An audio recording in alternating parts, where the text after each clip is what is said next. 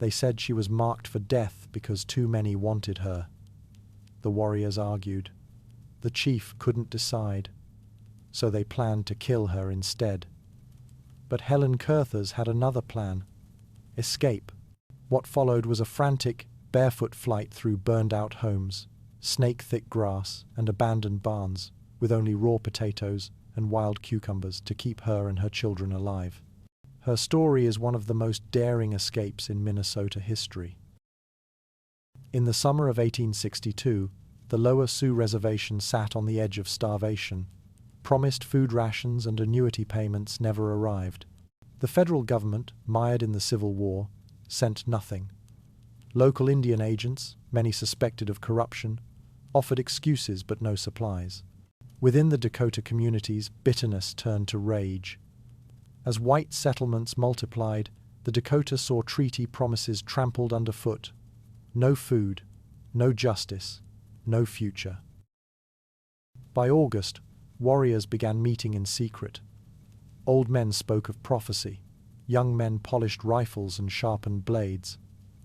The decision came swiftly. The whites would be driven from the valley. On the morning of the 18th of August, the plan ignited. Helen Kurthers, 19 years old, was nursing a sick woman, Mrs. Henderson, in a farmhouse near Beaver Creek. Her husband, a carpenter, had left days earlier. With 2 toddlers and no certainty, she did what she always did: endured. She had learned the Dakota language and had even earned the trust of a tribal healer. Her hands knew the roots that cooled fever and soothed pain. That trust, however, would mean nothing today. At 6:30 a.m., 4 Dakota men wrapped in dark wool blankets approached the house. They stared through the window in silence, then walked off toward Mr. Earle's property. They said nothing. At Earle's homestead, the same men attempted to seize weapons. When refused, they sat beside the door, watching. No urgency, no panic, just presence. Moments later, a low rumble swept the prairie. Nearly 150 mounted Dakota warriors appeared on the horizon, riding openly. They dismounted in the tall grass, rounding up settler horses. Some carried flintlock muskets. Others had tomahawks, powder horns, and older sabers from distant raids. Their movements were swift and deliberate. 5 settlers rode to confront them: Mr. Henderson, Mr. Earle, Mr. Wedge, Eugene White, and David Kurthers, Helen's brother-in-law. They formed a rough line, untrained but determined. The rifles they held were mismatched: a Spencer repeater, a rusted musket. One man had only a shotgun. They demanded answers. The warriors replied plainly. They claimed they needed horses to fight the Chippewa. No one believed them. As the settlers turned back, another rider arrived, Mr. Weitman, fresh from the agency. His horse foamed at the mouth, his face streaked with dust. "They're killing everyone," he said. "The agency's gone." No one spoke. No one needed to. The war had arrived. Chaos spread like fire. The settlers scrambled to evacuate. Helen was taken from the Henderson house by David Kurthers and rushed to Mr. Earle's yard.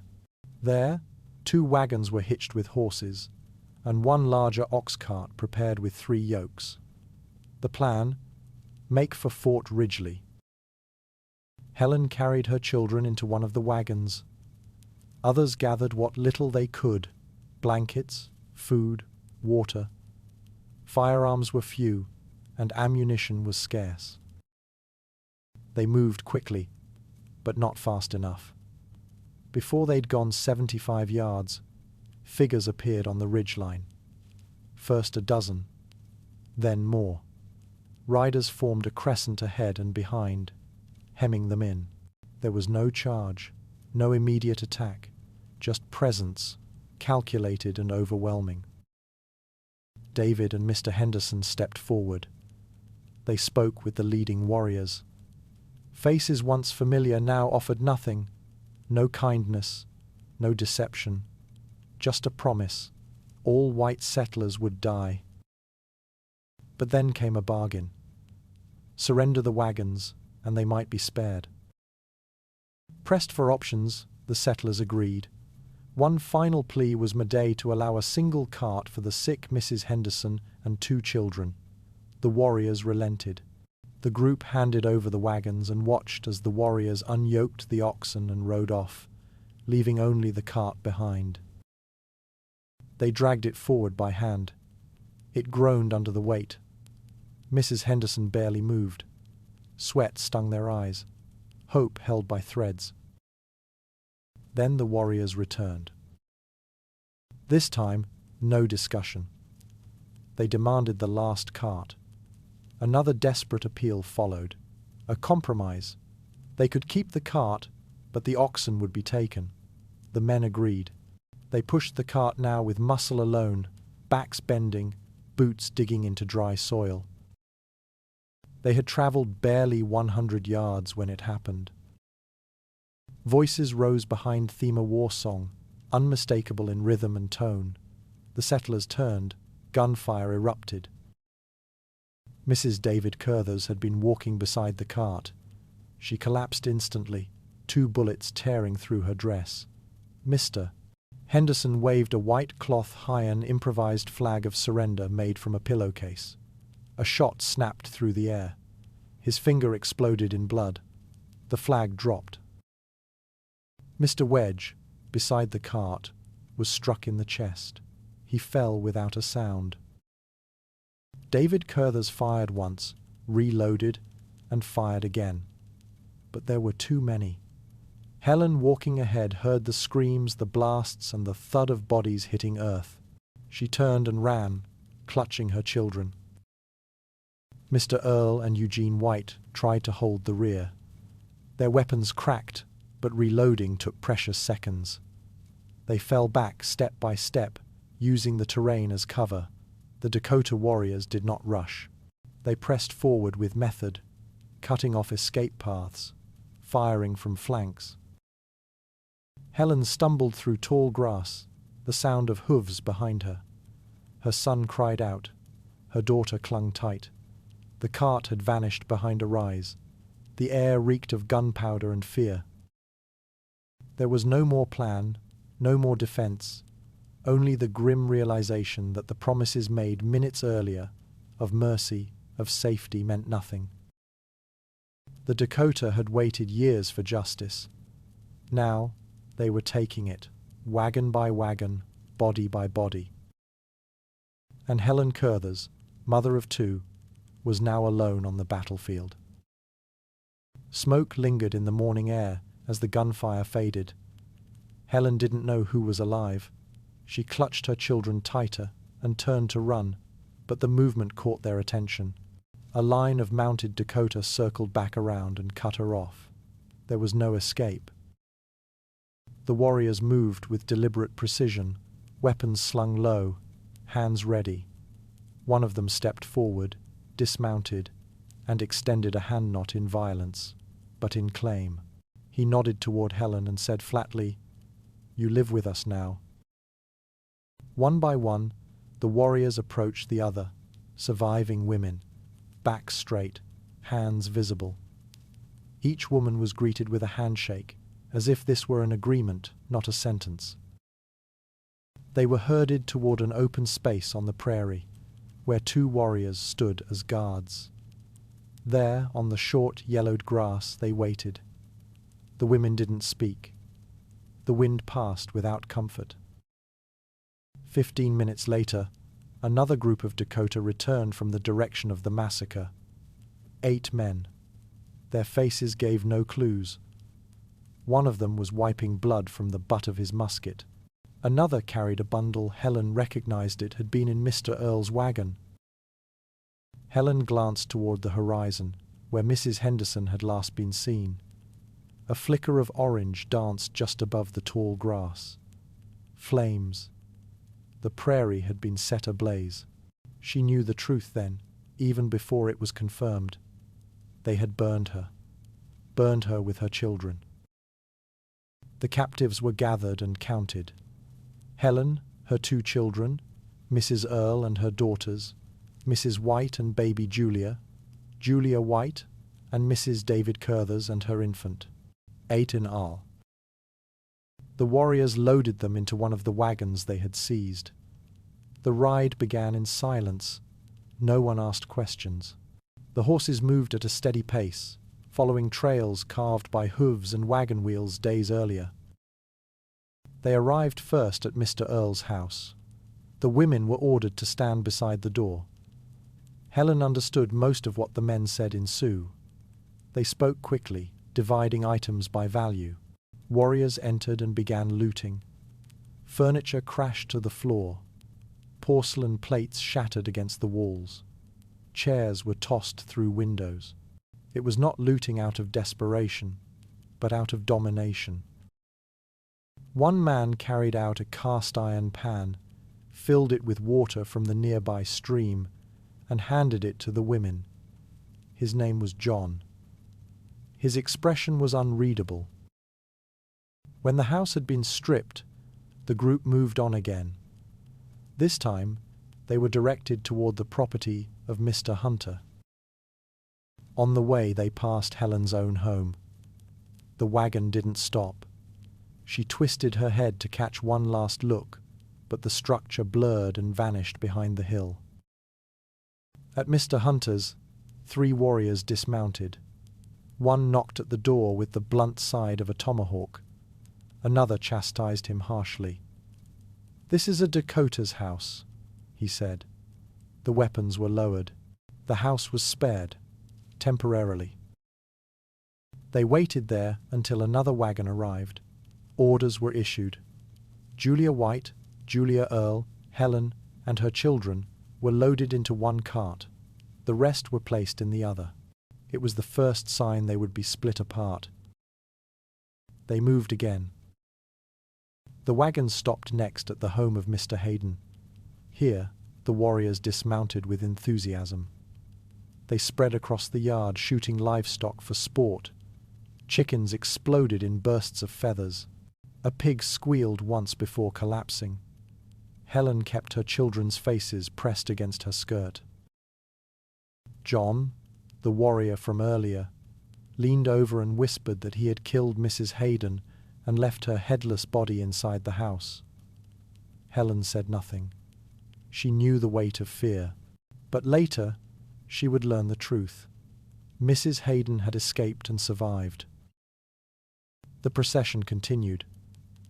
They reached Mr. Yun's home, a modest structure owned by a German settler. The door hung open. No one was inside. The interior had already been ransacked. Next came the Sioux property. John turned again to Helen and claimed that Mrs. Sioux had been killed, but the children were spared.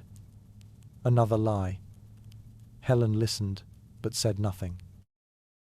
The group finally reached the Minnesota River. At a shallow crossing, the warriors dismounted and crossed on foot. Helen was forced to take the reins and drive the wagon through the water. The current pulled at the wheels, but she guided the horses steadily, one hand on her daughter's back. On the far bank, the trail bent sharply and climbed a steep hill. The wagons halted. Everyone got down and walked. The incline burned in their calves. Dust clung to the children's cheeks. At the top, the view opened into prairie again. A warrior pointed to Helen. "You go to John Moore's house," he said. She asked, carefully, if she could stay with Mrs. Kurthers. The answer was sharp. "Number." They were separated. Helen never saw Mrs. Earle again that day. Another mile passed before the wagon slowed and stopped near a clearing. The warriors began to fill it with goods-dried apples, fabric bolts, chintz, sugar loaves, items clearly taken from the agency storehouse. Helen was made to sit atop the pile. 3 warriors joined her, rifles across their laps. One handed her dried plums. Another poured tea into a tin cup. They crossed another stretch of lowland. At a bend in the trail, they reached the river again. Here, they opened a cedar trunk marked with the Earl family name. Inside were canned meats, flour, wrapped clothing. The warriors passed out food. Helen took it without question, convinced it was a test. If she refused, they might grow suspicious. If she accepted, they might think her compliant. The food tasted like ash, but she forced herself to swallow. Later that day, a large two-story house appeared on the horizon. The architecture was unfamiliar vertical plank siding, narrow windows, a straight-frame roof. This was no lodge. This was a home, the home of a man with power. The wagon halted 75 yards short. Guards stood watch. Helen asked if she could approach. She was denied. A battered tin kettle was brought out instead, filled with lukewarm water. The women drank. Then, the door opened. A figure emerged, dressed not in war paint, but in a collared vest and polished boots. Little Crow. The man who had orchestrated the war now greeted them like a landlord greeting guests. He smiled faintly and extended a hand. "Welcome," he said. Helen asked if she might enter his home. He looked at her, paused, then nodded. She was led to the front of the house. Inside, the air was heavy with the scent of sugar and wet wool. The house had 3 rooms sewn below, 2 above. A cast-iron stove sat at the center. Tables and chairs were arranged like those in a merchant's parlor. On every surface were bags of coffee, rolls of fabric, sacks of flour, and crates of soap. The furnishings were fine, the plunder plain to see. This was not a hideout. It was a fortress of comfort in the middle of chaos. And now, Helen Kurthers and her children were inside it. The house was warm. That was the first thing Helen noticed. It smelled of scorched coffee and fried meat, a sharp contrast to the smoke and blood she had left behind. She stepped across the threshold of Little Crow's home, her children clinging to her skirts. Her eyes moved across the unfamiliar room, wooden floorboards worn smooth, a cast-iron stove with its belly full of fire, and boxes stacked to the rafters sugar, flour, bolts of cloth, sacks of tea. Little Crow stood in the doorway, his eyes not unkind but unreadable. Helen's stomach turned. Her last meal had been hours earlier, a crust of bread in a wagon surrounded by rifles. She turned to him. "I'm hungry," she said. He gestured toward a sack near the wall. "There's flour. Make bread." Then he left without another word. A short while later, a Dakota elder woman entered. She said nothing but moved with efficient grace. She poured dark coffee into a tin cup, added sugar, and handed it to Helen. A cast-iron skillet hissed on the stove. In it, dough flattened into golden cakes fried in animal fat. Helen and her children ate in silence. The bread was oily and hot. There was butter, too. It melted quickly on the tongue. Salt, sugar. These things hadn't passed her lips in days. The table was fully set, with polished forks and ceramic plates. It felt less like a hideout and more like a home, an oddly well-stocked one, filled with supplies that had clearly not come through trade. As they ate, the room seemed to fill with quiet expectation. The luxury was disarming, almost theatrical. Helen did not trust it. After dinner, she stepped outside. She sat by the door, her son Tommy in her lap. The night air was cool. Stars blinked into view above the prairie. In the quiet, she could almost pretend she wasn't a prisoner. That illusion shattered quickly. Little Crow appeared suddenly beside her, his footfalls silent. He leaned down and shoved her shoulder. "Go inside," he said sharply. They'll kill you if you stay out here. She stood without a word, lifted Tommy into her arms, and retreated inside. She sat behind the door, knees drawn up, heartbeat pressing in her ears. Not long after, the door opened again. A tall Dakota man stepped in. He was Little Crow's brother, though Helen only realized that later. He crossed the room, sat beside a young German woman, and placed his arm around her shoulders with casual ownership. "She's my wife now," he said in Sioux. Helen turned away. The next morning, new orders came. The women were to move to another shelter, a large lodge nearby, prepared by a man named John. The command came from one of the tribal leaders, spoken with authority. Resistance was not an option. They followed him across the village clearing. John's lodge stood apart from the rest, larger and more finely constructed. Inside, furs lined the floor, and the ceiling poles were wrapped in decorative patterns.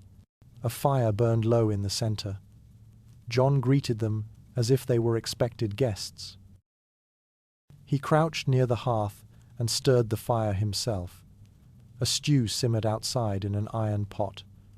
The women were told to sit. They did. Not far from them, Mrs. Earl and young Julia were pulled aside by another woman and led away. They weren't allowed to stay. Only 4 remained now: Mrs. White and her baby Helen, and her 2 children. They ate quietly. The stew was thick with root vegetables, maybe venison. Helen didn't ask. Afterward, a buffalo hide was dragged into the lodge. They sat cross-legged in silence. Then, a strange moment. The elder woman returned, carrying a comb.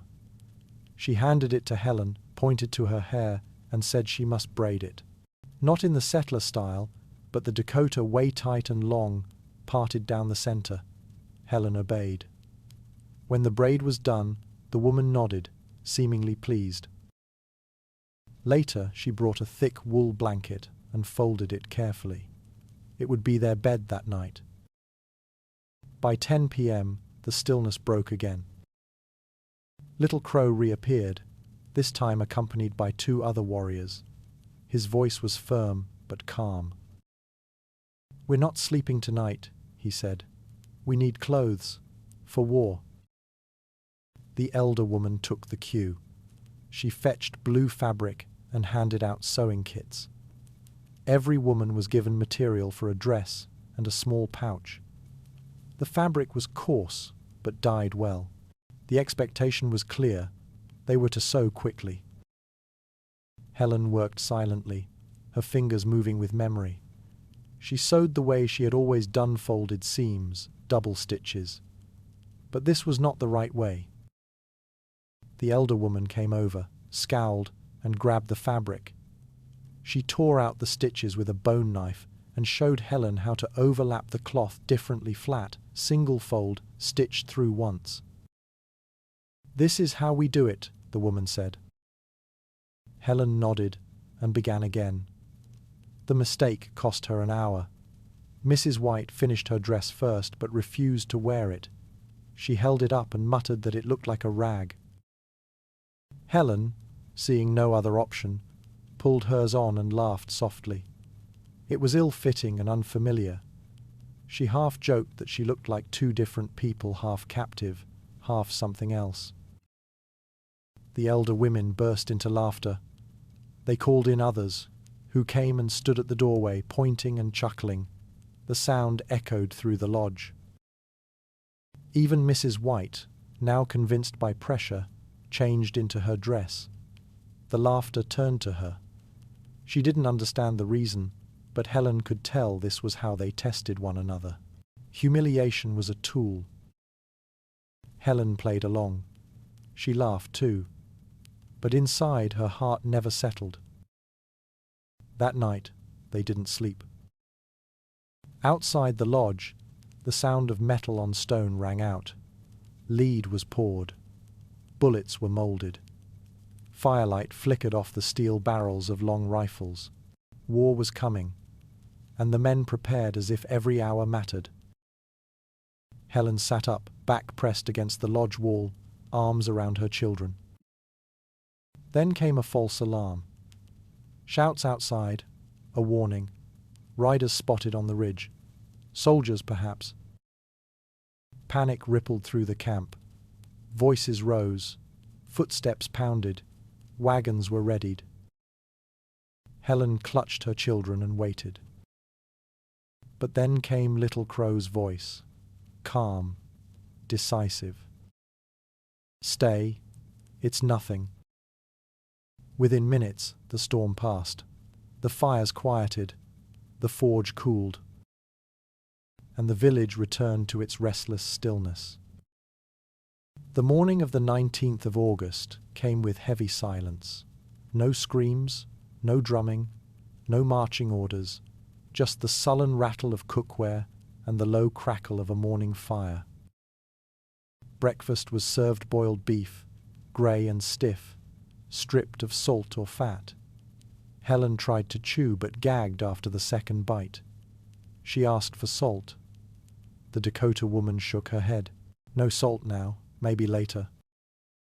Helen fed what little she could to her children, then placed the bowl aside. Her stomach curled in rejection. "You should eat," the woman added. "There's nothing until night. We go to Yellow Medicine." The words hit like a warning. A movement was coming. A relocation. That meant fewer eyes, fewer fixed positions, fewer predictable routines. But it also meant closer monitoring. They weren't taking risks. From that point forward, Helen was shadowed. Wherever she moved, a woman trailed behind. When she stepped outside, she was handed a blanket and instructed to drape it over her head. Every attempt at privacy vanished. By mid-morning, one of the Dakota women arrived and beckoned Mrs. White. Without explanation, she was taken away. Helen was left behind. Then something shifted. Voices rose outside her lodge, at first muffled, then louder. She caught fragments, tense words, uncertain tones. Little Crow was there, along with several others. They were arguing, not shouting, but deliberating something serious. She caught a few phrases in Dakota. Disagreement, selection, judgment. Soon after, a woman came inside and sat beside her. "They're going to kill you," she said. The words didn't land immediately. "4 men want you," she continued. "They can't decide. So they said maybe you die." Helen stared. Her blood froze. "The chief can't choose," the woman added. "They said maybe that's best." A plan had been formed.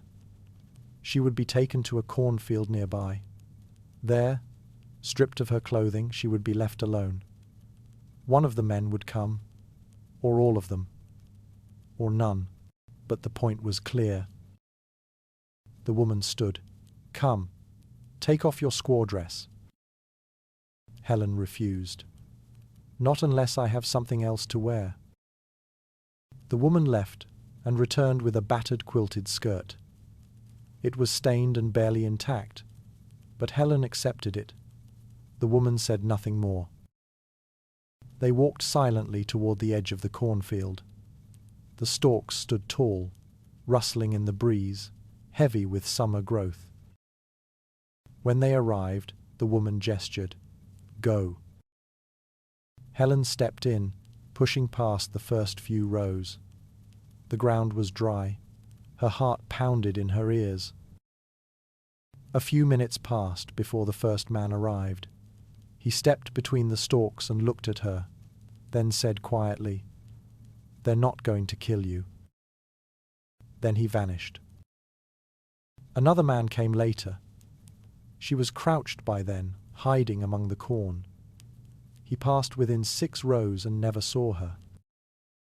The idea sparked in her chest. "I can escape. Asterisk." When the field fell quiet again, she moved fast low to the ground, every step measured. She emerged beyond the corn, crawled past a potato patch, and slipped into the woods. She didn't stop until she reached the banks of Tiger Lake.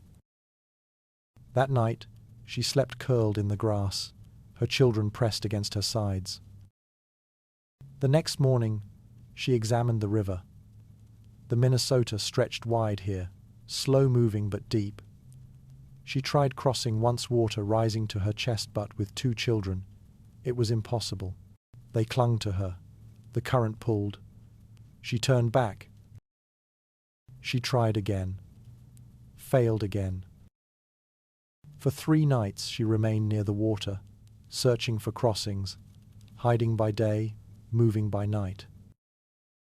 On the 3rd day, she climbed a slope near the lower Sioux agency and spotted 2 parallel road zone hugging the river, the other set back across the open prairie. She chose the river path, using the foliage as cover. Just as she descended toward a possible crossing, she spotted Dakota figures along the prairie trail. They hadn't seen her. She froze, waited, then moved.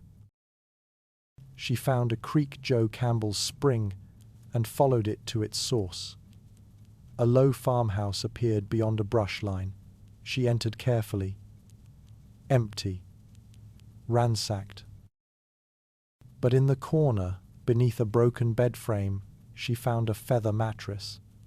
Helen dragged it to a trap door that led into a root cellar and descended with her children. It was cold, damp, but hidden. She remained there for 3 nights. Twice, Dakota men entered the house. Once during daylight, once after dark. She held her breath, clutching her son's mouth, her daughter beneath her shawl. They didn't find the trap door. She scavenged the garden and found only 4 potatoes, each no bigger than her thumb. She boiled nothing. There was no fire. They ate them raw. By the 5th morning, the fear outweighed the safety. She left the house and set out for the ferry. The ferry was gone. She wandered the shoreline, heart dropping. The current was slow but unpredictable. She needed anything that floated. Then she saw it. Near the bank, half sunken in reeds, sat a wooden box more crate than boat, with a square stern and pointed front. It was waterlogged, one corner already dark from submersion. She pulled it ashore. Inside was sludge and 2 broken branches. No paddles, no hope. But she had a teacup, taken from the house days earlier. She scooped water, slowly, repeatedly. Then lifted both children inside, climbed in herself, and pushed off. The box spun in circles at first. It was unbalanced. Helen shifted to the rear, letting her weight act as ballast. The box began drifting downstream. Water leaked quickly through the seams. She bailed frantically with the cup. As the bank receded, a shape appeared ahead, a body snagged on a branch, face down, clothing still wet. A soldier, one of Marsh's men. She looked away. 7 miles the box floated. She bailed the entire time. When water reached her ankles, she grabbed at willow limbs overhanging the shore and pulled herself and the children to land. The box spun once more and drifted away. She left the teacup inside. She kissed the mud. The sun dipped low. Helen climbed a ridge and reached a dirt pathon that led eventually to Fort Ridgely. The first house she found was empty, shutters broken, furniture overturned. A kitchen knife still jammed in a windowsill. In the garden, she found cucumbers. She peeled them with a rusted chisel and gave her children the slices first. Then she walked, step after aching step, Her back ached from carrying her son, her arms numb from lifting her daughter, but she didn't stop. By dusk, mosquitoes swarmed. Her face was covered. Her neck bled from bites. She had no hands left to swat them. Night fell fast. She stepped off the trail and collapsed into tall grass, wrapping her body over her children like a cloak. She heard hooves. Her breath caught. She waited to die. But the hooves passed. By dawn, she walked again. She came to another house, empty, not a single item left.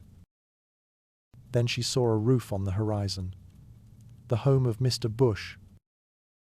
She entered through the side. In the pantry, she found sugar in a wooden bowl.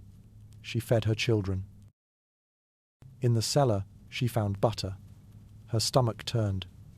Too much for a body so empty. She waited, debated. Keep going? Wait longer? Then a man opened the cellar door. She froze. But he was not Dakota. He was white, German, thin with sunken cheeks and trembling hands. He asked for food. Helen said, "That's what I'm looking for too." He had been hiding in a haystack for 3 nights, paralyzed by fear. But when he saw Helen's face, her dirt-covered children, the look in her eyes stood up.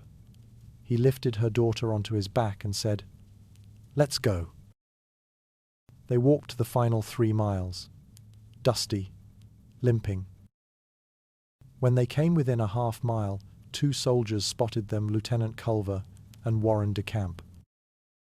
DeCamp froze. He thought it was his wife, then realized she was a stranger. They brought blankets. Helen wrapped herself from head to foot in grey wool, then stepped through the gates of Fort Ridgely.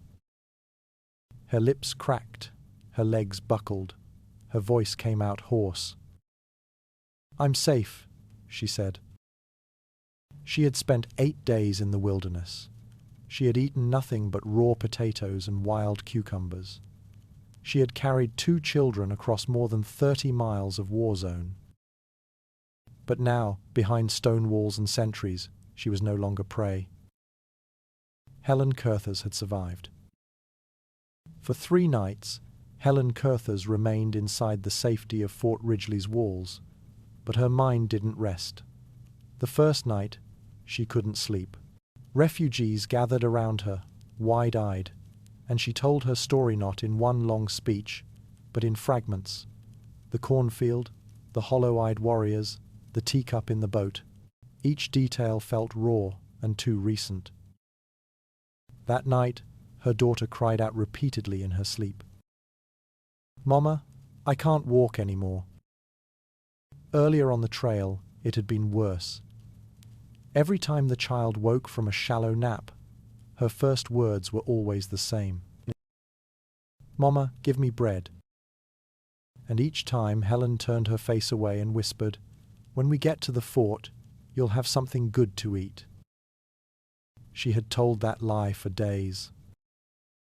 After 3 days of rest and rations, Helen left Fort Ridgely. She traveled to St. Peter, then later to La Crosse, Wisconsin, where she stayed through the winter. In the 18th of March 1963, she returned to St. Paul. By June, she was back in St. Peter. It was there, among friends who had survived their own horrors, that Helen recounted her ordeal in full. At their urging, she gave a formal testimony, a clear, concise account of her escape and survival. She spoke not as a hero, but as someone who had endured and remembered.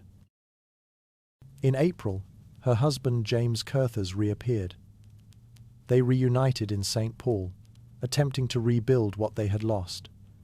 James worked in a foundry as a model maker. Helen ran a small boarding house for his co-workers. It lasted 2 months. Then they moved again, back to St. Peter. The marriage unraveled, the silence between them lengthened. Years later, Helen would write plainly, "After I was taken captive, there was a change between us. In St. Peter, we agreed to disagree." James left soon after. He joined the 1st Wisconsin Light Artillery and went south. Helen remained behind, alone again but no longer afraid. She found work at the Northwestern Hotel, owned by Joseph and Valencia Reynolds. She worked there for 2 years, serving guests, keeping rooms clean, raising her children without complaint. Eventually, she returned to her parents Thomas and Laura Paddock, who had settled in Dodge County, Minnesota. There, her life changed again. She met Dennis McNanny, a quiet man with Irish roots and a patient nature. In the 18th of October 69, they married. Together they had 3 children, Helen Marr, Arthur, and Moses. The first daughter bore her mother's middle name, Helen Marr, a family tradition that would pass down 4 generations, ending with Helen Marr Johnston in 2010. Helen never spoke publicly about why she and James separated, but others speculated. Some believed the cause mirrored that of another woman, Mrs. Wright, abandoned after giving birth to a child of mixed ancestry. Helen never confirmed or denied. She had been born in Wisconsin, the daughter of Vermont settlers. At 13, she married James Kurthers, who was twice her age. At 15, she gave birth to her first child, Althea. They moved to Beaver Falls Township in Renville County, Minnesota, just 6 miles from the Lower Sioux Agency. By the summer of 1862, they were among the earliest white families to settle in what would later be known as Beaver Creek. On the 18th of August of that year, the uprising began, and her life was split in 2, before and after. Helen Kurthers never carried a weapon. She never fired a shot. But she survived one of the most brutal chapters in Minnesota's history by force of will alone. She carried 2 children across a war zone, outlasted starvation, evaded capture, and crossed a river in a sinking crate. Her name is rarely mentioned in textbooks, but her 30 miles of desperation and endurance deserves to be remembered. If stories like Helen Kurthers move you, consider sharing them. These are the forgotten corners of American history where resilience wasn't written with ink, but carved in footsteps through tall grass. Don't let her voice disappear again.